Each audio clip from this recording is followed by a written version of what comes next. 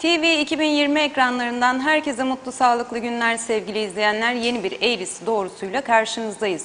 Evet, oldukça sıcak bir gündemin tam ortasındayız. Aslında dün geceden başlayan, dün akşamdan başlayan hareketli saatler bugün meclis önünde sürüyor, devam ediyor.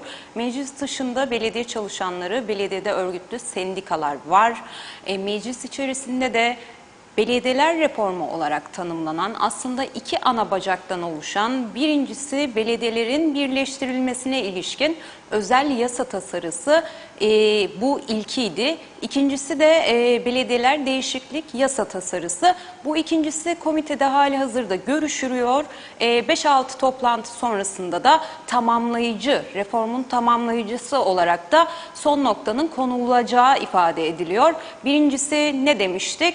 Belediyelerin birleştirilmesine ilişkin özel yasa tasarısı. Herkesin gözü kulağı mecliste. Mecliste şu anda görüşülüyor. Biliyorsunuz komitede oy birliğiyle onaylanarak Meclis Genel Kurulu'na sevk edilmişti.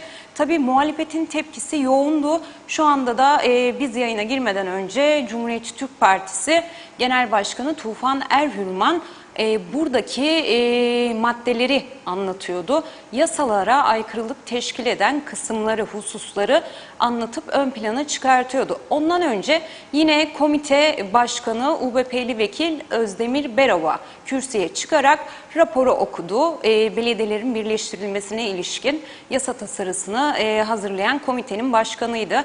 Ve özellikle şuna vurgu yaptı. Dün akşamdan beri süren tepkilere yönelik belediye çalışanlarının haklarına helal gelmeyecek dedi. Herhangi bir tereddüde düşürülecek durum yok dedi. Demin de Tufan Bey bunları açıklıyordu. Özetle Tufan Bey ne dedi? Tufan Bey şunu söyledi. Aslında birçok raporda yer alan birçok husus hukuk çerçevesinde, yasalar temelinde yarın başımızı ağrıtacak dedi. Çünkü alelacele yapıldı ve geçirilmeye çalışılıyor. Yarın bunu meclis de düzeltemeyecek, biz de düzeltemeyeceğiz. Yeni seçilecek belediye başkanları da bu sorunlarla görev yapamayacak. Belediyeler birleştirilmiyor, kapanıyor. Birçok da bağlayıcı, hukuksal anlamda bağlayıcı noktaları var dedi. Özetle böyleydi. Bizim de bugün stüdyomuzda Lefkoşa Türk Belediyesi Başkan adayı Onur Olguner var. Onur Bey'e soracağız. Böylesi bir ortamda seçimlere girmek onu korkutmadı mı? Güldü de şu anda.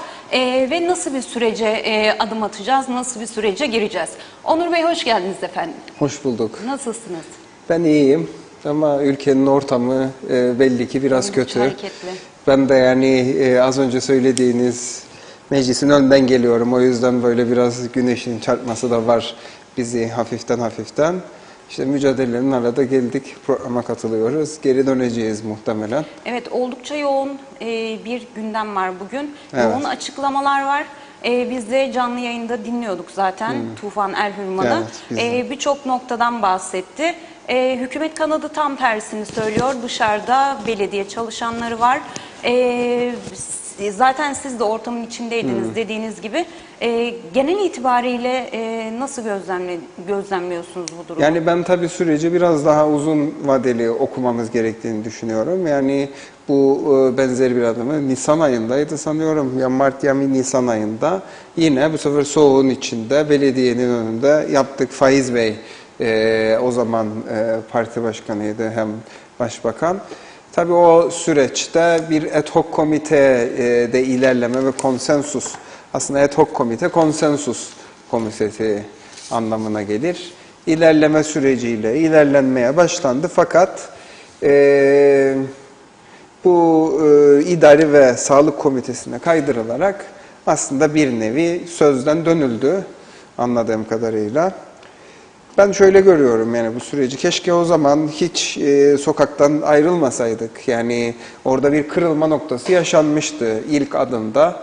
Ve o kırılma noktasından geriye adım atılmasaydı belki de şu anki hükümet bile oturup mecbur kalacaktı ki ya ben bu işi sağlıklı bir şekilde yapayım. Çünkü yani belediyeler birleştirme ve değişiklik adım aslında. Reform değil, reform kelimesi çok muallakta kullanılıyor. Bunu yani gönlüm açık söyleyebilirim. Çünkü zaten hali hazırda kendi doktora konumu ülkesel mimarlık politikaları üzerine, mekan politikaları üzerine yapıyorum. Bu da belediyecilikle, yerel yönetimlerle doğrudan bağlantılı bir sistem. Ülkesel sürdürülebilir mimarlık politikaları üzerine yapıyorum. Doğu Akdeniz Üniversitesi'nde. Yıllardan sonra diyelim 10 yıllık bir eğitim verdikten sonra burada aslında reform için gereken 3 tane maddeyi açık bir şekilde belirtiyor. Özellikle 2000'li yılların başında Avrupa'da yapılan reformlar, yerel yönetim, aslında onlar yerel yönetim de demiyor, yerel liderlik üzerine yapılan reformlar diyor. Bizdeki gibi yerel yönetim mantığından çok yerel liderlik öne çıkıyor. Nasıl bizde bir başbakan, cumhurbaşkanı var. Bunu da şehrin liderleri olarak görüyor belediye başkanlarına, Avrupa Birliği ve burada bunu ele alıyorlar.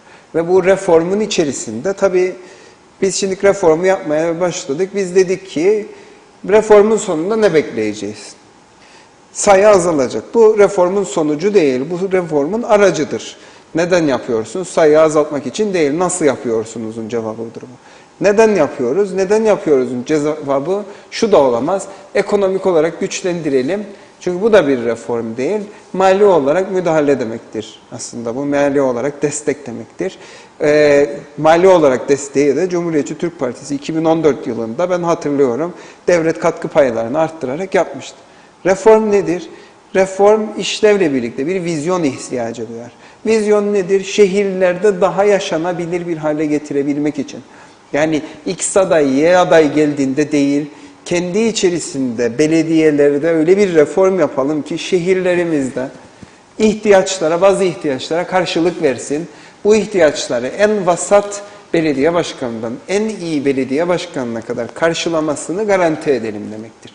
Reformun anlamı budur. Vizyonu bu olabilir reformun. Reformun vizyonu 28'den 13'e ya da 18'e ya da 19'a düşürttük. Bunun ismine reform denmezler. Bunun ismine matematik derler oradan. Reformun içinde de sorun tespiti vardır içerisinde, o vizyonu belirlemede. Biz zaten kendi şehrimiz için bu sorun tespitlerini yaptık. Yani şu anda belediyelerin neredeyse hiçbiri toplu taşıma hizmeti sunmuyor. Ve dünyanın bütün ülkelerine baktığınızda toplu taşıma hizmeti sunmayan belediyelerin sayısı, yerel yönetimlerin sayısı çok az. Çok az. Yani öyle çok köy yerleri olacak. Artık yani eşekle falan gidecekler ulaşımlarını yapacaklar da böyle çok gelişmemiş ülkelerde ancak onlarda yok toplu taşıma. Bizim belediyelerimizin hiçbirinde yok. Teyzini, karmaşası var. Belediyenin toplu taşıma strüktürünü hayata geçirmesi ve ekonomik olarak bunu kalkındırabilmesi için maddeler yeterli değil belediyeler yasasının içinde. Ama bu vizyonlardan biri değil, hayır sayı. Belediyeler sosyal konut yapmıyor. Yani ben sosyal konut çocuğuyum. Lefkoşa'da Taşkınköy sosyal konutlarında büyüdüm. 2 emekli öğretmenin çocuğuyum ben. Biz yani gençliğimizi orada sokaklarda oynayarak geçirdik çocukluğumuzu. Ama devlet 90'lardan beri sosyal konut yapmayı Lefkoşa'da en azından büyük şehirlerde başaramıyor. Yani yerel yönetimlerin aslında yapması gereken bir adımdır. Bizdeki devlete bağlanmasından dolayı ve devletin de her bir sene dolmadan ışığı aç kapa gibi hükümet bozup yapmasından dolayı istikrarlı olan yerel yönetimlerin toplu konut, sosyal konut yapabilmesi önemli bir maddedir. Şimdi mesela bu sorunların hiçbirini tespit olarak ortaya koymadan belediyelerin yapamadıklarını, yol yapamadığını, toplu taşıma yapamadığını, ağaçlandırma yapamadığını, sosyal konut yapamadığını, yani dünyadaki belediyelerin yaptığı hizmetleri, bizim belediyelerin hangilerini veremediğini ortaya koymadan bir reforma çıkmak, ya ismini isterseniz reform deyin, isterseniz Fatma deyin, ikisi de aynı saçmalıkta olacak. Bu yasa tasarısının isminin bu olması. Çünkü bunun ismi reform değil. Şu anda 18'e indirilmesiyle ilgili bir adım var. Değişebilir deniliyor. Değiştirsin de bir Yukarıya şey... çıkmaz ama aşağıya inebilir deniliyor. Ben size söylüyorum yani bizim hayatımıza, şehirlerimizdeki yaşadığımız hayata artı bir etkisi olacak bir adım değil. 51'e 95 ise bu süreç içerisinde niçin bastırıyor şeyde?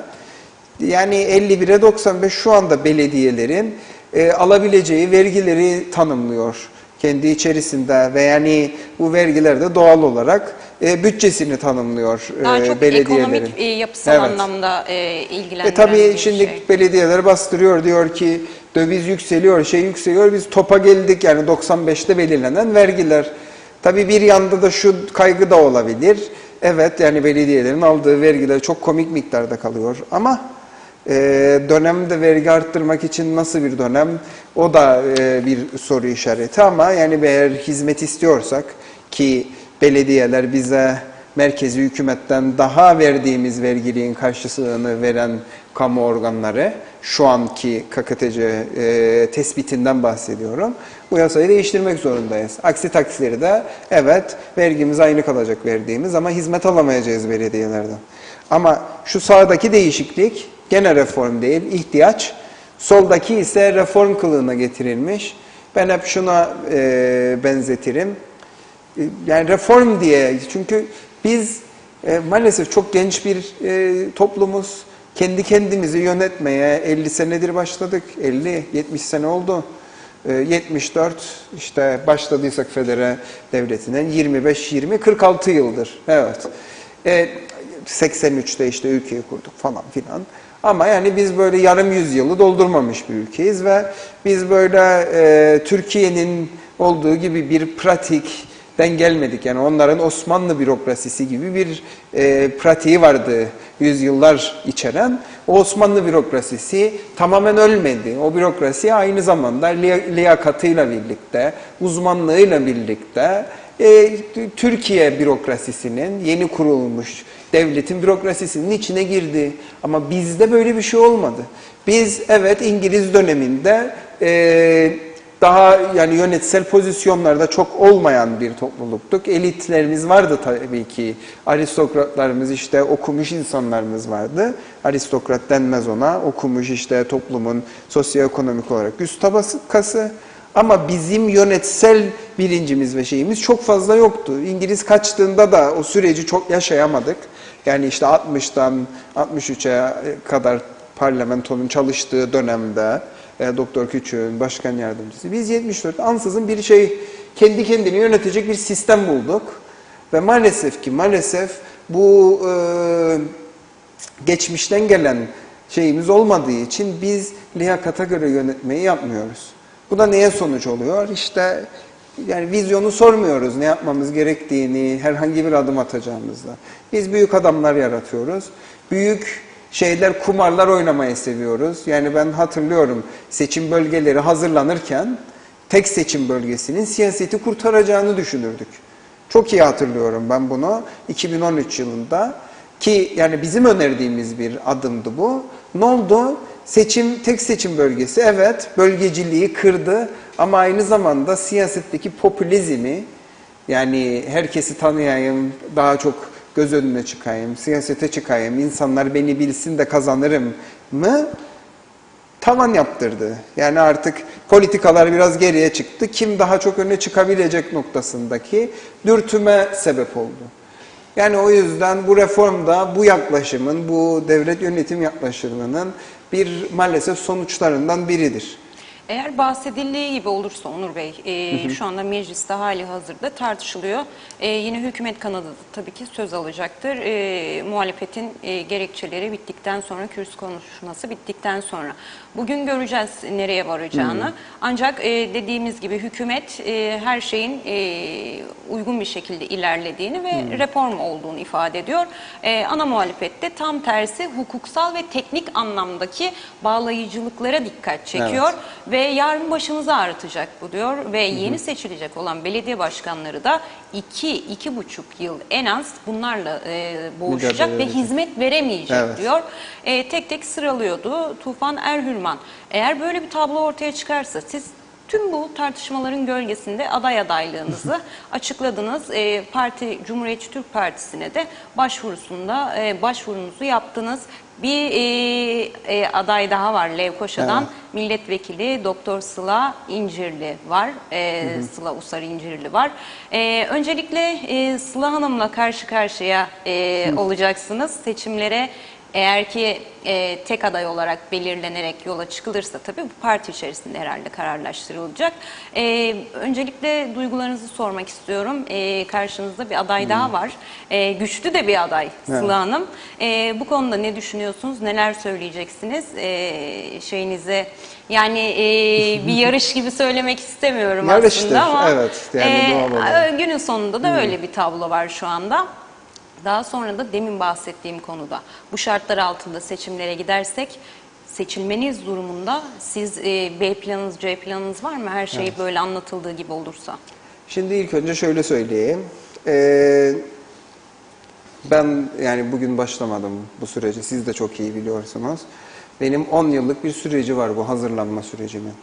Yani projelerimle, hazırladığım projelerle, belediye meclis üyeliğiyle, mimarlar odasına girme sürecimde hep bu noktaya hazırlanma süreciydi ve hazırlanmayı sadece kişi olarak kendim üzerinden yapmadım. Birçok arkadaşımızın da üzerinde çalıştığı, emek verdiği, görüşlerine göre değiştirildiği projelerimiz var bizim. 14 tane dün bunları paylaştım. İşte bunların bazıları bisiklet yolları projesidir, sokaklara ağaç ekme projesidir, tek yol projeleridir ki biliyorsunuz Surlar içinde benzer bir projeyi uygulama geçmişim var. Kent parkı projelerimizdir. Bunların hepsini ben ortaya koydum. Evet, bir milletvekilimiz Doktor Sıla Usar, yani bu partinin önemli isimlerinden, hatta yani ailesinden dolayı da gönül bağı bu partide, yani gönüllüsel olarak ayrı bir noktada olan kişidir. Ama ben hala şuna inanıyorum, yani hala inandığım konu şudur: biz isime göre değil, biz aslında projelerine göre, liyakata göre bu işi yapabilecek, ben yani hayallerimi vaat ediyorum. Ben bir pozisyon vaat etmiyorum ve beni hayallerim uğruna mücadele edip de kaybetmek ancak hayallerimin ertelenmesi konusunda üzebilir. O yüzden hiç geri durmadım ilk andan itibaren de. Çünkü ben biliyordum nereye gitmek istediğimi. Hatta geçtiğimiz süreler içinde, Ocak ayındaki seçimlerde de vekillikle ilgili konuşmalar olduğunda da ben bunu söyledim. Ben vekilliğe aday olmak istemediğimi, düşünmediğimi hiçbir zaman. Çünkü benim siyasete girme sebebim, ben apolitik bir aileden geliyorum. Yani annem de babam da bir siyasi partiye üye değildir. Bu da zaten bu yarışta bir handikap aslında biraz benim için. 2 emekli öğretmenin çocuğuyum ben. Ben 10 yıl önce şehrimde bazı eksikler gördüm ve bunlarla ilgili çalışmaya başladım. Gerçekten de gönülen inandığım ve aşık olduğum şehirdir. Doğduğum, büyüdüğüm şehirdir ve değiştirebileceğime inanıyorum. Aynen Yılmaz Büyükerşen'in Eskişehir'i değiştirdiği gibi. Ve ben bu çalışmaya 10 yıl önce başladım. Geldim Cumhuriyetçi Türk Partisi'nde kendim seçtim. Onların bir teklifi vardı ve Cumhuriyetçi Türk Partisi'ne de 10 yıl önce bu şekilde girdim. Gençlik örgütü, parti meclisi değişik noktalarında da tabii ki görev yaptım ama benim için önemli olan hem ilk andan itibaren ve daha ötesi farklı bir noktaya ilerlemek için bir ara pozisyon değil, makam değil benim için. Ben yarın öbür gün çocuğum, ben bu şehirde kök salmak istiyorum. Siz de yani görüyorum, herkes burada kök salmak istiyor, çocuklarını büyütmek istiyor. Ama biz bu şehrin tam tadını çıkartamadık. Ama bizim çocuklarımıza daha iyi bir şehir bırakmak, Lefkoşa bırakmakla yükümlüyüz biz. Biz çocuklarımızın sadece kafelerde, sadece restoranlarda, sadece para verdikleri yerde eğlenebilmesini değil, ben çocuğumu bir hasır sepetime alarak içine koyduğum 2 tane, 3 tane sandviç ve limonatayla birlikte bir yapay gölün yanına, gerek Hamitköy'de olsun, gerek dere boyunda, şu anda askeri alanda olsun, buraya götürüp çocuğumla piknik yapabilmek isterim ailemle ileride. Ve eğer bunu yapmayı, götürmeyi başaramayacağımız bir piknik alanı olmazsa bile ben çocuğumu karşıma koyup çekip, ya ben senin kaliteli bir şehirde yaşayabilmen için oğlum veya kızım mücadelemi ettim son noktasına kadar. En azından sana bunu söyleyebilirim. Başaramadık ama sonuna kadar mücadele ettik diyebilirim, diyebilmem gerekir. O yüzden ben bu yola girdim. Beni hiçbir şekilde de tereddüt ettirmedi kiminle yarışacağım. Ben kendimin ve inandığım projeleri biliyorum. Bunları başarabileceğimi biliyorum. Sağ olsun Lefkoşa'da çok insan ulaştı bana. Ve bu projelere kendilerinin de inandığını, başarabileceğimize inandıklarını ve desteklerini verdiler. Ben bu projeleri başarabileceğimize de inanıyorum. Ve ne karşımda olabilecek gerek parti içi gerek parti dışı bir aday, ne belediyelerin bu yaşadığı süreçler ve 6 ay ertelenmesini de yaşadık aslında biz. Bu ikinci aşamasındayız yani. Normalde Haziran'daydı seçimler.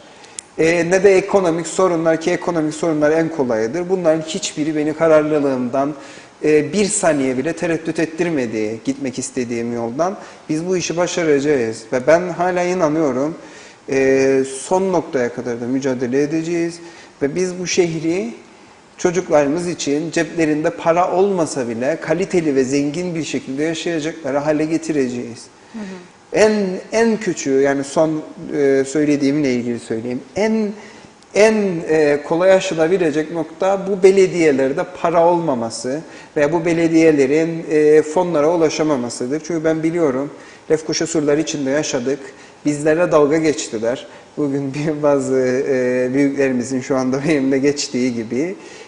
Bizlere dalga geçtiler. Oraya surlar geleceğim. içine, Onu da gülerek söylediğiniz yorumlar da var. Birleştirerek soracağım. Surlar içine yayalaştırırken bizimle dalga geçtiler. Dediler siz hayal kurarsınız. Bu surlar içi asla çalışmayacak dediler. Asla geceleri de çalışan bir surlar içi olmayacak dediler.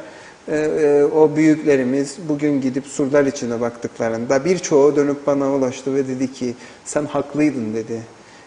Yani biz inanmadık ama böyle olabileceğini tahmin etmedik de. Şu anda şehrin merkezi Lefkoşa surlar içidir. Bu bizim 2013 yılında bize hayal kuruyorsunuz dedikleri halde yayalaştırdığımız surlar içi projesi sayesindedir. O yüzden biz şehri de bu şekilde dönüştürebileceğimize inanıyoruz. Biz şu anda hayal kurarsınız, olmazsınız diyenlere de ileride gelip bize keşke ilk başından size güvenseydik diyeceklerini de biliyoruz. Biz bu şehri değiştireceğiz ne pahasına, ne ödünler vermemiz gerekirse gereksin. Onur Bey, şimdi reforma sorumun ikinci ayağıydı ama daha önemli bir şey sormak istiyorum. Çünkü konuşmanızda siz de yer verdiniz. Şimdi öncelikle siz Sıla Hanım'dan önce mi aday adaylığı başvurusunda bulunmuştunuz, sonra mı? Yani ben aslında rakip çok konuşmayı tercih etmem. Ben sadece başvurunun açıldığından 1 saat sonra yaptım. Hemen ben çünkü hiçbir tereddütüm yoktu. Ben ömrümün 10 senesini bu şehri düzeltebileceğim bir fırsatı alabilmek için harcadım kelimesini sevmiyorum ben kullanmayı. Çünkü gene olsa gene yaparım ve muhtemelen eğer başaramazsam da elim ayağım el verdiği sürece de bu şehri düzeltmek için devam edeceğim. Bu vizyonları hayata geçirmek için. Ama yani 10 yıl bu şehri düzenlemek için çalıştım, harcamadım. Ve evet bir fırsattı istediğim. O fırsat içinde fırsatın kapısı aralanır aralanmaz demokratik bir süreç olacağını da güvenerek gittim ve başvurumu yaptım. Çünkü şöyle bir şey var. Cumhuriyetçi Türk Partisi henüz daha listesini tabii adayını açıklamadı. Aday adayları üyemiz seçecek. Evet. Bu hafta sonu üyemiz gidecek. Ama kimlerin olduğunu biliyoruz. Evet. Girne'de bir isim var, Mausa'da bir isim var, Lefkoşa'da 2 isim var. Evet. Siz de diyorsunuz ki ben başvuru açıldığı andan itibaren 1 saat sonra yapmıştım. Neden Lefkoşa'da 2 isim var ve Sıla Usar İncirli gibi güçlü bir isim, ikinci bir isim olarak partiye başvurusunu yaptı? Yani demokratik var mı kulislerde bir süreç. Bir şey yoksa? Yani benim Sıla doktorumuz, büyüğümüz, milletvekilimiz adına konuşmam çok doğru olmaz. Yani onun zaten açıklamaları var bununla ilgili ilk başta yaptığı. Ama demokratik bir süreçtir. 3 kişi de olabilirdi. Daha fazla kişi de olabilirdi. Üye takdirini yapacak. Biz de yani herkes çıkacak ortaya vizyonlarını, ne yapmak istediğini, bu şehre sevgisini, projelerini koyacak. Ve üye sadece ben inanıyorum ki CTP üyesi bilinçli bir üyedir. LTB sınırları içerisindeki üyedir.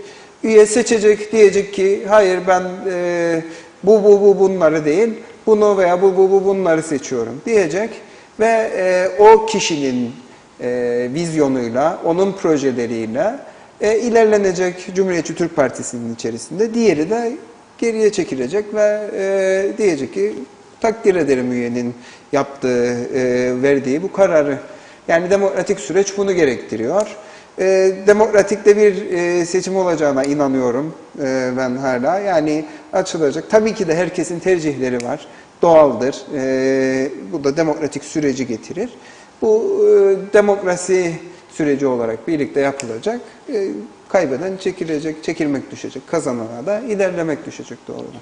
Demin gülerek cümlenizin arasında bazı büyüklerimiz diye tırnak içerisinde. Olur, bazen olur. Yani şimdi şeyde bulunuz, nasıl çok bu yönde parçalı. bir şey mi var adaylığınız Yani illa bu konusunda? seçim her partide, her şeyde tabii herkes seçimini yapar yani doğal olarak herkesin gönlünde bu pozisyon için bir yer atar. Bazısı kazanabileceğinize inanır, bazısı kazanamayacağınıza. Bazısı ikili ilişkilerden. Bu doğaldır doğrudan olması diye geçiştirelim. Geçiştirelim ama yorum da var. Onu da soracağım size. O yüzden açmaya çalışıyorum. Peki birinci soruya dönecek olursak tartışmalar hummalı bir şekilde sürüyor. Programın açılışında da dedim böyle bir konjonktürde, böyle bir ortamda adaylığınızı açıklamak sizi korkutmadı mı? Korksaydım girmezdim ya da Yani ikinci bir isme siyasete, karşı evet, aday olarak çıkmazdım hem de güçlü dediniz. yani isim soy isim olarak güçlü bir hem isim hem soy isim olarak kişiye karşı ben inanmasaydım bu şehirle ilgili yapacağım projelere ben de siyasi kariyer düşünseydim ben de çekilirdim yani bu sürecin içerisinde ama ben 10 senedir yani siyasete girmemin apolitik bir insan için siyasete girmek çok zordur Özlem Hanım. Yani ben ilk girdiğim günü hatırlarım partinin kapısından 10 yıl önce. Ve girerken sağa sola baktığımı hatırlarım. Çünkü eğer hiç hayatınızda bir siyasi partinin kapısından girmediyseniz ve ilk defa giriyorsanız, eğer o kültürün içinde doğup büyümediyseniz, yani o parti kültürünün içerisinde bir partiye gidip üye olmak ki bu düşüncede, bu nitelikte olan çok arkadaşım var. Çok büyük cesaret ister. Yani ben kendim gittim ve işte meclis üyeliği sürecinde ilk başlayıp ondan sonra partiye üye olmayı yaptım. Ama açık söyleyeyim partilerin içerisinde yani toplumun özellikle bu apolitik kesimin siyaseti çok sevmemesinin sebepleri de var yani. Ve o sebeplerin içi işte bu parti içi dönen küçük oyunlar, bilmem neler, işte örgütlenmenin yanında kombinalar diyelim. İşte yerine oturtmalar falan filan ve bunlar benim için siyasi bir gelenekten yani siyasi parti geleneğinden gelmeyen 10 yıldır partinin içindeyim. Artık alıştım yani tolerans şeyim ama çok zor oldu. Ve hala da bazen insanın gücüne giden şeyler oluyor yani ama zaman içerisinde tabii görüyorsunuz yani sürecinin böyle olduğunu. Çok zor bir adımdır. Ama ben yani ilk girdiğim günden itibaren ilk o adımı atmamın sebebi de budur. Yani hatta ilk siyasi partiye üye olacağımda işte Cumhuriyetçi Türk Partisi'ne bir abim o zaman Mimarlar Odası'nda yönetim kurulundaydım. Ve şöyle bir konuşma geçti. Yani işte konuşurken dedim tabii ben vekil olmayacağım dedim hiç. Böyle konuşma dedi. Gün gelir, zaman gelir yutturmak zorunda kalırlar sana şeyi. 10. yılın sonunda geldi dedi vallahi sözümü tuttun. Çünkü yani siyasete girerken 10 yıl önce daha benim hedefim her zaman buydu. Yani bir siyasi kariyer, güçleneyim, işte devam edeyim, yıkılmayayım, yara almayayım, kayıplar yaşamayayım değil. Benim Lefkoşa için hayallerim var. Ve bu hayaller sadece benim değil, bizim hayallerimiz var. Çok geniş bir kitle olduk. Ben çok mutluyum. 2018'de de vardı hayallerim. Evet destekleyen insan da vardı. İki elin avucuna ancak sığardı bu insanlar. Şu anda çok geniş bir kitleyiz. Çünkü bu şehrin daha iyi olabileceğini görüyoruz. Vizyon nedir bilir misiniz Özlem Hanım? Ben bunu sürekli söylerim. Seçim kitaplarını böyle getirirler ya koyarlar önümüze. Böyle 6-7 tane bir sürü proje, cafcaflı çok güzel. Ve ondan sonra seçimler biter.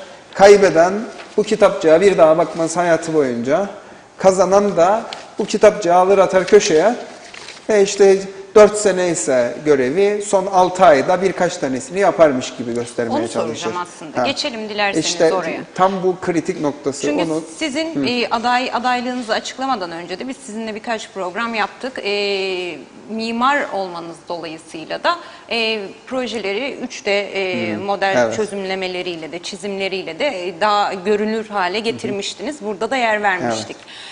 Şimdi böyle projeleriniz var. Hatta o projeleri siz bana gösterirken Özlem Hanım burada tarihler de var dediniz ama işte bir şeyler oldu, aksadı dediniz. Bu tarihleri kapatarak verelim. Ama şimdi olur da aday gösterilirseniz ve olur da seçilirseniz, Lefkoşa Türk Belediyesi belediye başkanı olursanız böyle bir şeyi sıfırdan hazırlayıp halkın, hatta bütün halka dağıtarak elinizden geldiğince evet benim hedefim budur ve bunları ben tek tek gerçekleştireceğim. Şimdi dediniz ya işte çok cafcaflı hazırlanıyor ama bir kenara atılıyor.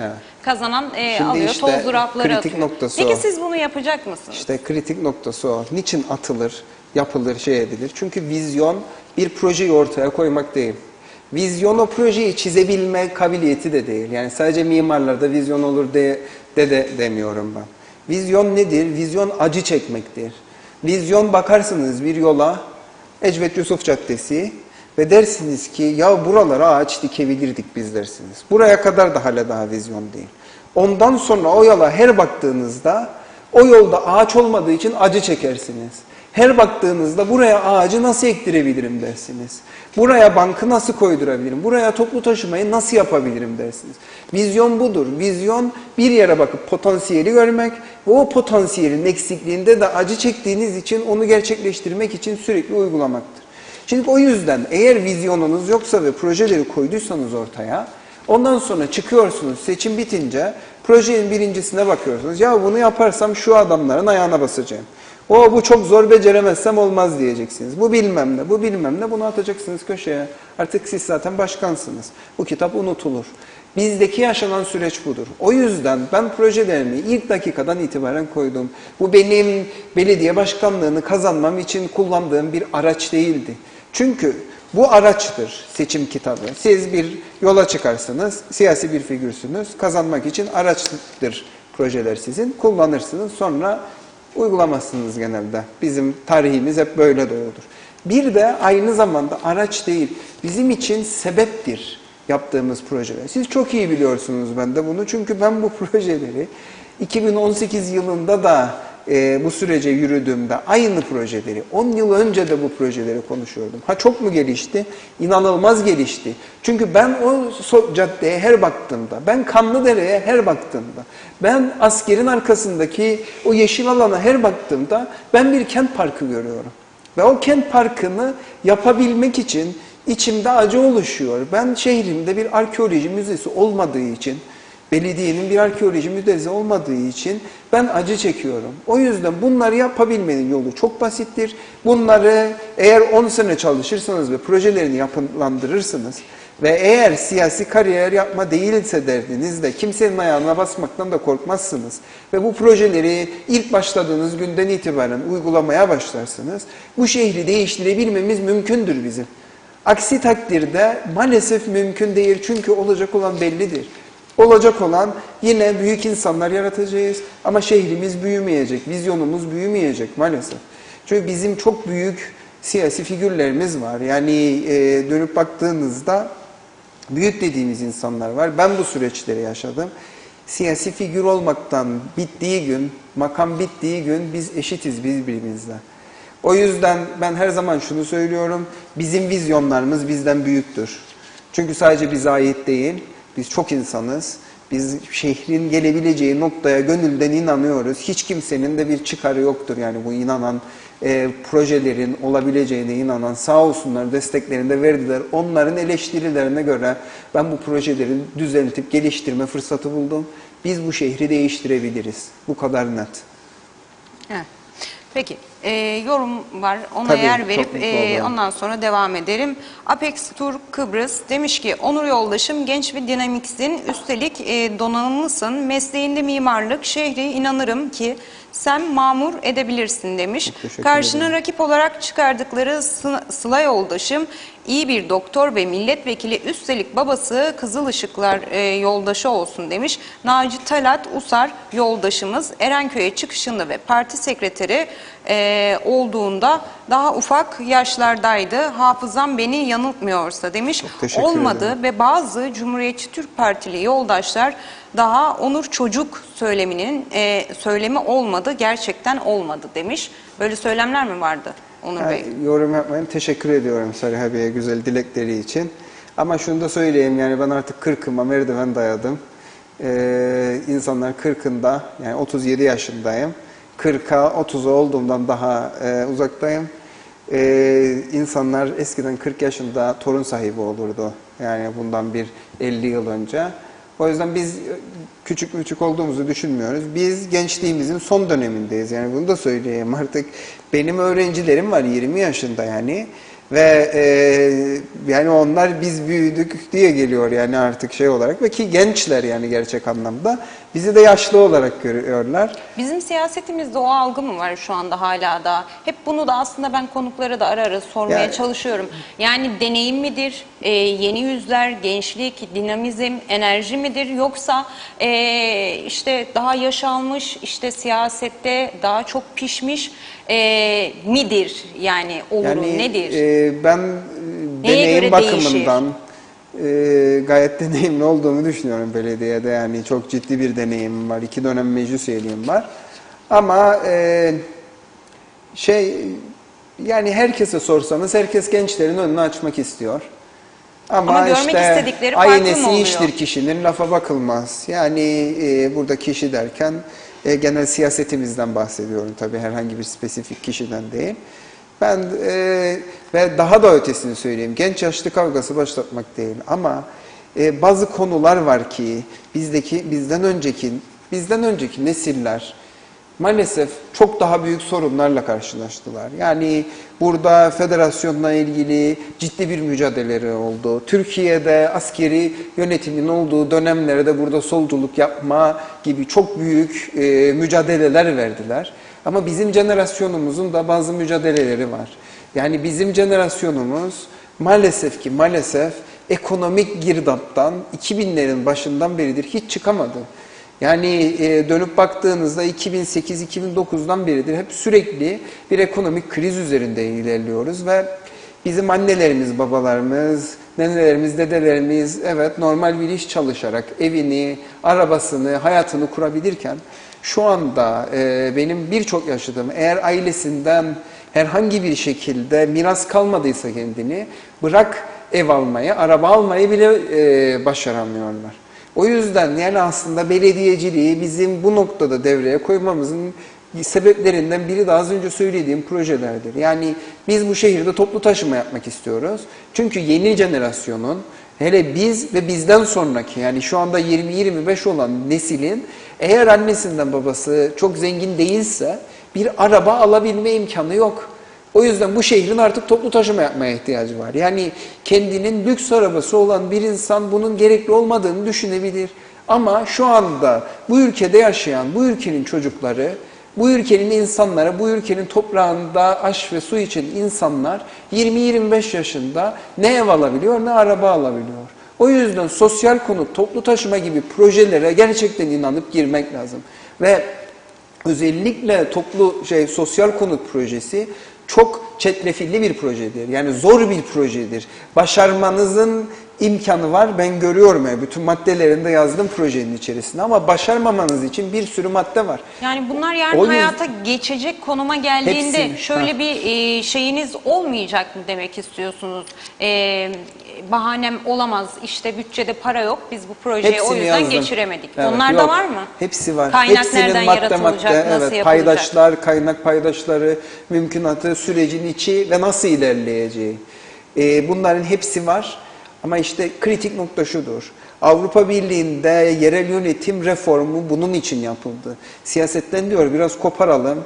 Çünkü yerel liderleri seçtiğimizde ve siyasi kariyer kaygısı olduğunda yerel liderlerin büyük projeleri yapıp da insanların ayağına basmak yerine küçük ve palyatif işleri yapmayı tercih ediyor diyor. Bak, Avrupa Birliği'nin yerel yönetimler reformu, gerçek yerel yönetimler reformu yaparken ortaya koyduğu sorun tespiti bu. Şimdi bir duralım ve düşünelim 3 tane belediyemizi ve geçmişini. Çoğu belediye başkanında özellikle, yani çoğu derken hepsi demiyorum, çok bu kaygının dışında olan belediye başkanlarında sayısı azımsanamayacak kadar fazladır. Bu kaygının şu anda olduğunu görüyoruz değil mi? Üçünde de siyasi kaygı olduğu için birinin ayağına basmayın, büyük projeler yapmayın, insanların hayatını değiştirmeyin. Ben mesela bunu açıkça söyleyebilirim.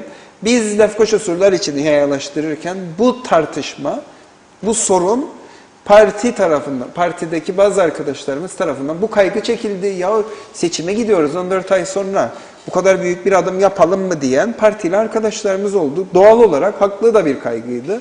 Ben burada Katli Başkanı tekrardan kutlarım. Yani o zaman siyasi irade oydu ve dedi ki hayır Onur, biz çocuklarımıza yaşayan bir surlar içi bırakacağız. Ben senin projeni destekleyeceğim sonuna kadar dedi. Çünkü komite toplantılarına, proje şeylerine girmezdi. Yani surlar için yayalaştırmaya Katli Başkan seçmedi ya. Biz dedik komitede açtık projeleri neyi yapabiliriz falan filan ve hazırladık götürdük başkana. Onur dedi sen yap ben uygulayacağım dedi. Sen bu işi dedi komitede yap uygulayacağım ve arkasında durdu. Ve Lefkoşa'yı değiştiren palyatif proje yapılır yani. Merkez Lefkoşa yaparsınız. Güzel bir proje de olabilir ama Lefkoşa'daki yaşamı değiştirmez. Lefkoşa'daki yaşamı Dereboyu'nun tek yol olması. Kolay bir proje değil, insanların hayatını değiştirir. Zahra Sokağı'nın yayalaştırılması, surlar içinin yayalaştırılma projelerinin devam etmesi. Kent Parkı, bir şehrin yaşamını, yaşantısını ve insanların yaşayacağı şehirdeki kaliteyi değiştiren adımlar, büyük adımlar bunlar. Bunlar için siyasi iradeye ihtiyacımız var bizim. Ötesi küçük palyatif adımlardır. Biz bu şehirde daha büyük vizyonları hak ediyoruz. Peki Onur Bey, şu anda bu tartışmaların gölgesinde sizce nasıl gideceğiz seçimlere? Bu geçecek. Geçecekse muhalefetin söylediği gibi daha sonra Anayasa Mahkemesi yolu açılacak gibi gözüküyor. Evet. Ve Tufan Erhürman da CTP Genel Başkanı kürsüde şunu ifade etti. Dedi ki eğer böyle olursa mahkeme yolu açılırsa biz de bunun arkasından gidersek bu yerel yönetimler seçimleri bir çıkmaza girecek. Bu süreç de çıkmaza girecek. Evet. Daha büyük sorunları da beraberinde getirecek. Bu şu demek olabilir mi? Seçimlerin yeniden yapılması tehlikesiyle karşı karşıya kalabiliriz. Siz nasıl görüyorsunuz bu süreci bir aday olarak? Yani şu anda hiçbir şey belli değil. Yani biz seçimlerin de Haziran ayında olacağını düşünüyorduk. Bu ülke seçimleri Haziran ayında yapmadığında yepyeni bir kapıyı açtı. O dönem çok ben bu konuda biraz daha sert bir şekilde dönemin başbakanını eleştirdim. Çünkü anayasanın delinebileceği bir ülke dönemi açıldı. Ve artık anayasanın bazen medazori delindiği ve hiçbir şey yapamadığınız bir ülkede yaşıyoruz artık. Bunu bileceğiz. Yani anayasamız artık eskisi kadar delinmez, eskisi kadar yüce değil. Bunu fark etmemiz gerekiyor. Burada kendimizi de sorgulamamız gerekiyor. Burada bu anayasayı delmeyi yapan arkadaşları esas sorgulamamız gerekiyor. Çünkü anayasa herkese lazım. Burada da yani aslında yine bir anayasal olarak uygunsuzluk var. Tufan Hoca'nın dediğine göre ki Tufan Hoca'nın söylediğine güveniyoruz yani şu anda mecliste. Her şey olabilir. Her şey olabilir. Biz tabii yani bizim iddiamızı değiştirmiyor. Bizim iddiamız çünkü bir sürecin, bir basamağın, bir ilerlemenin parçası değil. Bizimki nihai bir şehrimizle ilgili kaygılarımız. Ama küçük ihtimal veriyorum yani seçimin ertelenmesi konusunda tekrardan. Herhalde Kasım 27'de yapılır diye tahmin ediyorum. Hala daha. Yenilenmesi. Yani yeniden gidilebilir mi? Yani sayıları var. Meclisten geçecek mutlaka. Sayıları var. Meclisten geçtikten sonra Anayasa Mahkemesi geri döndürürse nasıl bir kaos olur? Döndürmezse nasıl bir kaos olur? Maalesef. Yaşayıp göreceğiz. Evet, tahmin Kafalarda etmesi zor. soru işaretleri. Evet, bir yani bilinmezlikteyiz. Bu hukuksal süreci bilmediğim için. Teknik anlamda hukuksal evet. anlamda Ben bilmediğim tartışılıyor konularda şu anda. olabildiğince az yorum yapmaya, çok önem gösteriyor. Tabii. Uzman olmadığın Yanlış ve bilmediğin söylemektense. yani bilmediğini söylemek, kendi sınırlarını bilebilmek bence en önemli niteliklerinden biri olmalı.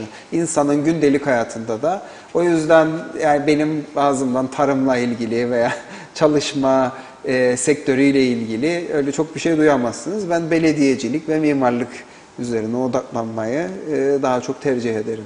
Bu alanlarda deneyimliyim diyorsunuz ve odaklanıyorum. Var, 10 yıllık bir tecrübem var, kitabım var belediyecilikle ilgili ki Yılmaz Hoca'nın okuduktan sonra daveti üstüne üzerinde 3,5 saat kadar konuştuk. Yılmaz Büyükerşen'in Eskişehir Belediye Başkanı ve ben onu Yılmaz Hoca'nın onayı olarak kabul ederim ki Yılmaz Hoca biliyorsunuz Yılmaz Büyükerşen yani gönülden söyleyebilirim ki Avrupa'da ender bu kadar şehrini dönüştüren bir belediye başkanı vardır. Bizim için kılavuzdur. Yani Eskişehir'in eski haliyle şu anda geldiği hal bizim için hep kılavuz oldu. Biz 10 senedir Eskişehir'in geçtiği süreci aldık. Kendi projelerimizi, kendi şehrimize uyarlamak için bir kılavuz olarak kullandık onu, raporladık. O yüzden bu kitabın da yani değerli olduğunu, çok okuyan, çok değerli bulan insanlar var. Sağ olsunlar. İlk baskısını da bitirdik. İkinci baskısına gideceğiz yakın zamanda. Böyle bu şekilde. O yüzden bir tecrübem vardır diyebiliyorum en azından belediyecilikle Peki, ilgili. çıktığınız bu yolda size başarılar diliyoruz Onur teşekkür Bey. ederim. Hep birlikte bu süreçleri yaşayıp göreceğiz. Sizin de dediğiniz gibi kafalar karışık, herkeste tansiyon yüksek, sonuca odaklanmış durumdayız. Günün sonunda nasıl bir tablo çıkacak, bu süreç nereye evrilecek hep birlikte göreceğiz. Son iki yorumla da noktalamak istiyorum izninizle. Sayar Aker, selamlar, hak adalet arayıp duruyoruz demiş. Ömür kısa, saçlar ağardıktan sonra adalet gelse neye yarar demiş. Bir lokma yemekle avunuyoruz. Salıncakta sallana sallana demiş. Şiirsel bir yorum yapmış Sayar Bey. Teşekkür ediyoruz Sayar Bey'e. Tuncer hak yemez, yolun açık olsun Onur Yoldaş Çok demiş size. teşekkür ediyorum. Onur Bey çok teşekkür ediyoruz. Ben Dilinize, teşekkür ederim. emeğinize sağlık, ayaklarınıza sağlık. Stüdyomuza konuk oldunuz. Çok teşekkür ediyorum. Sağ olun. Her zaman.